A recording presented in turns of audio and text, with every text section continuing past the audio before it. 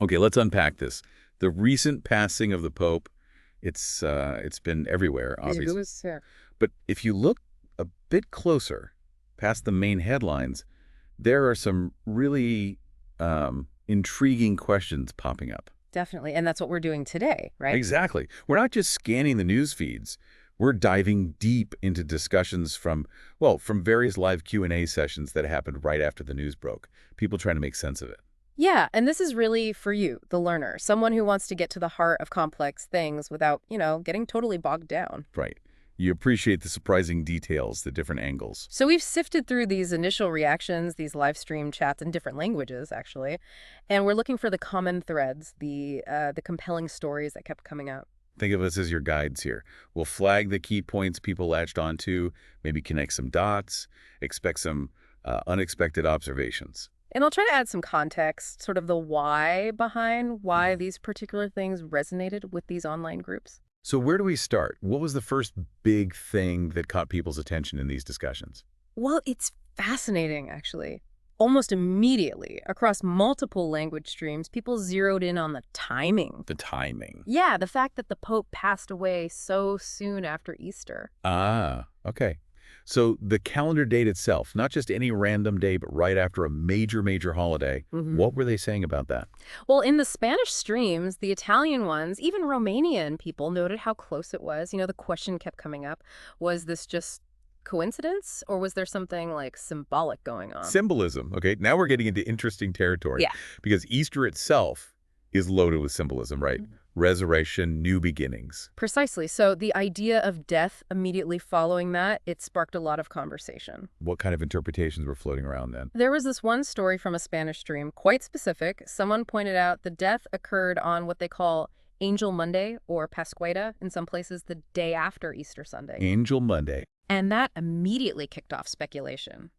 Death arriving right after the celebration of resurrection. What does that mean? Huh. That juxtaposition is pretty stark. Yeah, and the Italian stream had similar vibes. People were really struck by the, quote, coincidence. Some were even asking, like, couldn't it have happened a few days later or a week? Why right then? It's that feeling of timing being almost deliberate, or at least meaningful. Exactly, that why this exact moment question seemed really potent for many. And this focus on symbolism, it wasn't just about the date itself, was it? It seemed like a broader theme. Oh, absolutely. That connects to a bigger point we saw again and again across English, French, Italian, Romanian, Spanish, Italian, Polish streams.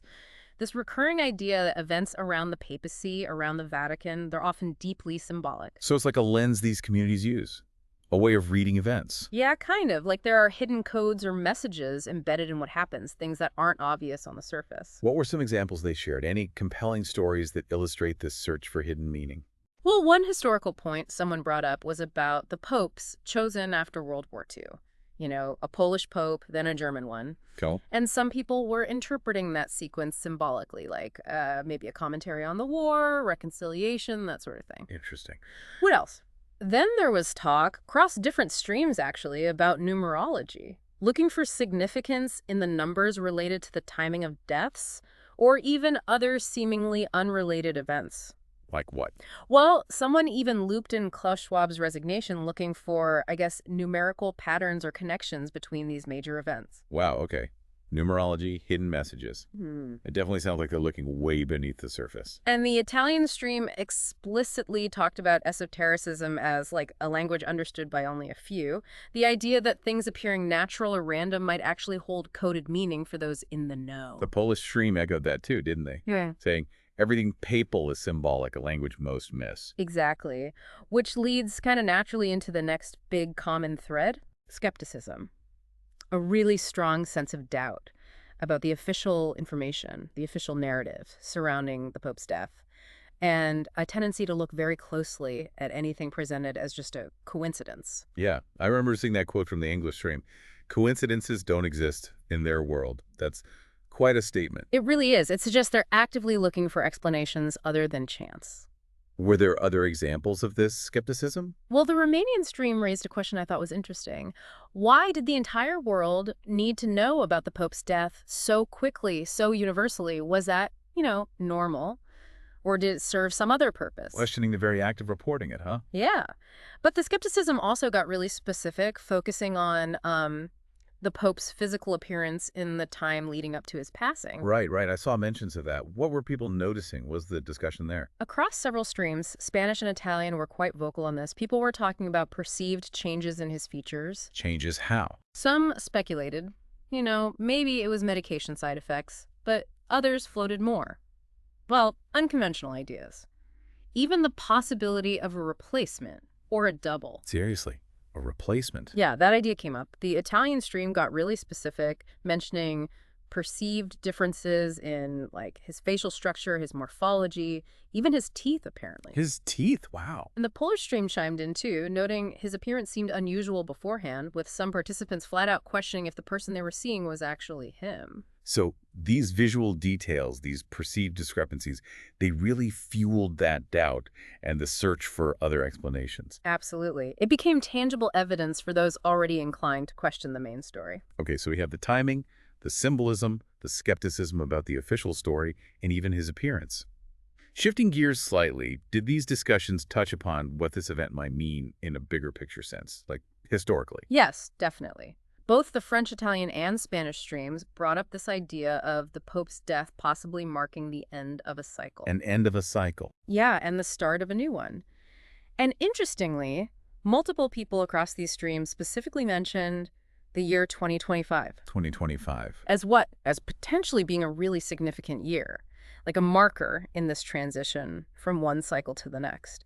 It suggests this belief that major events aren't isolated, they're connected, part of some larger pattern. That ties back to the symbolism talk, doesn't it? Yeah. Interpreting this not just as a death, but as a signpost for something bigger unfolding. Exactly. It's all part of that same interpretive framework for them. Now, there was one really unusual, kind of striking story that popped up in the English stream, something about animals.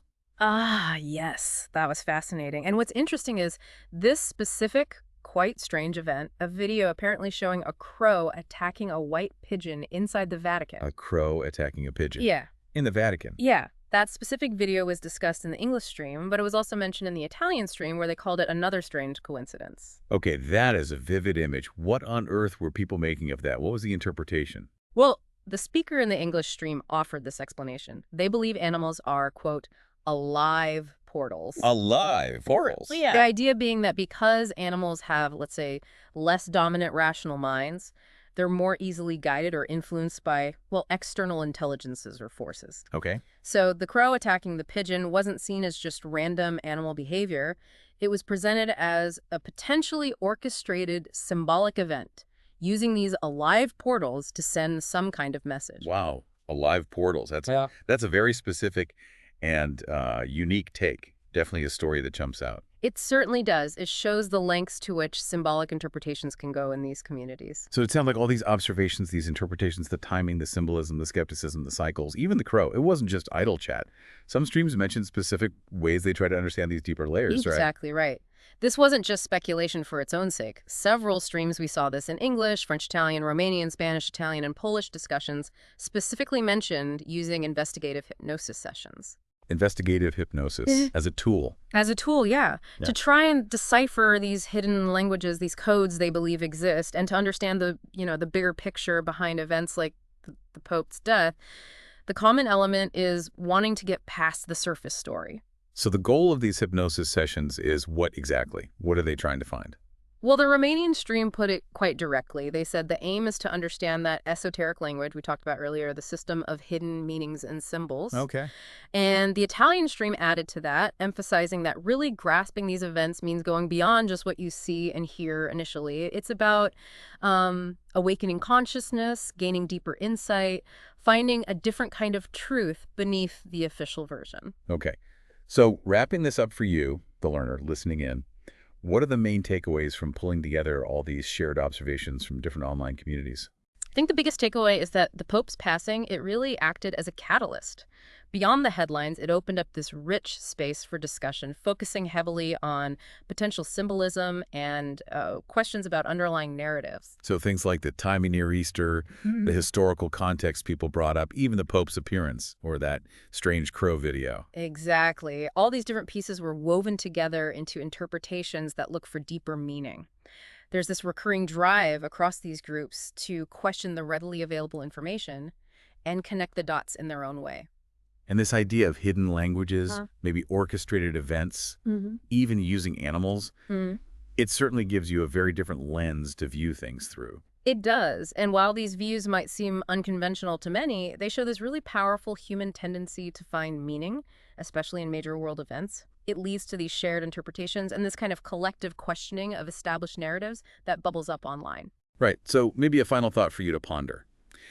Given how these groups found common threads and searched for deeper meaning after the Pope's death, what other events happening right now might hold more significance than we initially perceive if viewed through a similar lens? Yeah, and what might you start noticing if you began looking for those common threads in stories or discussions that seem, on the surface, totally unrelated? Definitely something to think about.